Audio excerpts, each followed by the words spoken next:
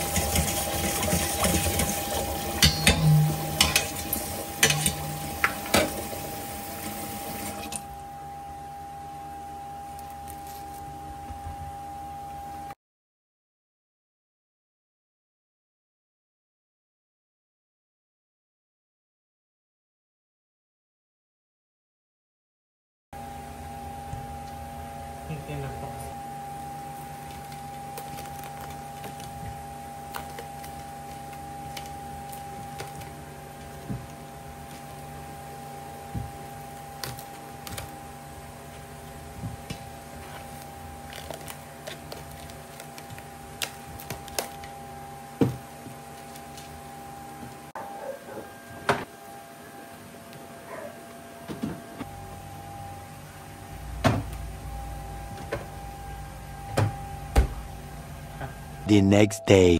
Good morning everyone. So for today's video, gagawa tayo ng crispy, juicy, fried chicken. Parang maganda yung boses pakinggan kaya nung intro.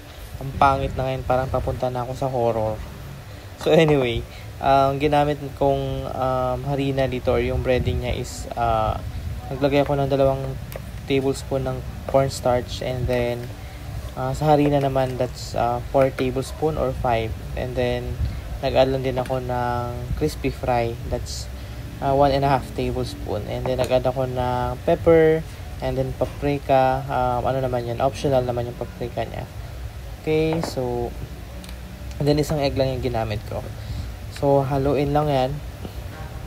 Anyway, kung mapapansin nyo kanina sa unang video ko, hindi ako nag-marinate, so nag-brine ako ng yun na yung ginamit ko. So okay naman siya so far.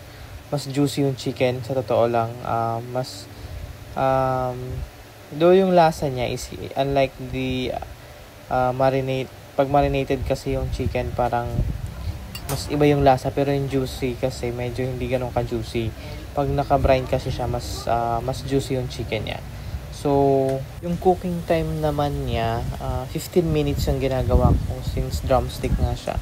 So, yun kasi yung nakasanayan ko. Kasi may natry ako yung kung pag natapos na yung bula-bula, luto na daw yung chicken. Pero, meron kasing time pasunog na yung chicken ko, andun pa rin yung bula-bula or. So, parang siguro baka may mali akong nagawa. So, yun lang. Sa coating naman, nilagyan ko muna ng breading, and then egg, and then tsaka binili ko ulit sa breading para mas crispy talaga yung chicken.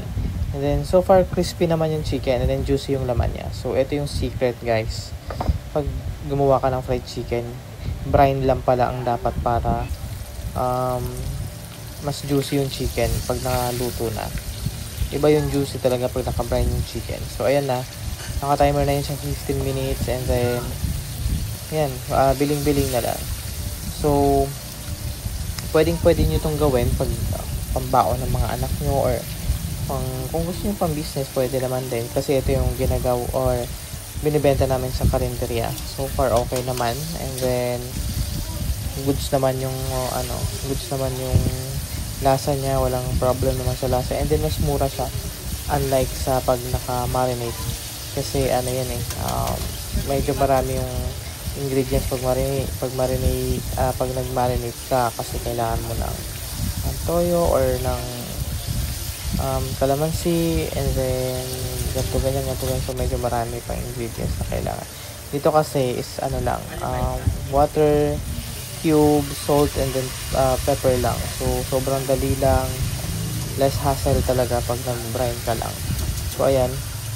Paluto na yan, yung chicken na yan. So, ayan yung itsura niya. Zoom in, and then, voila. Okay na yan.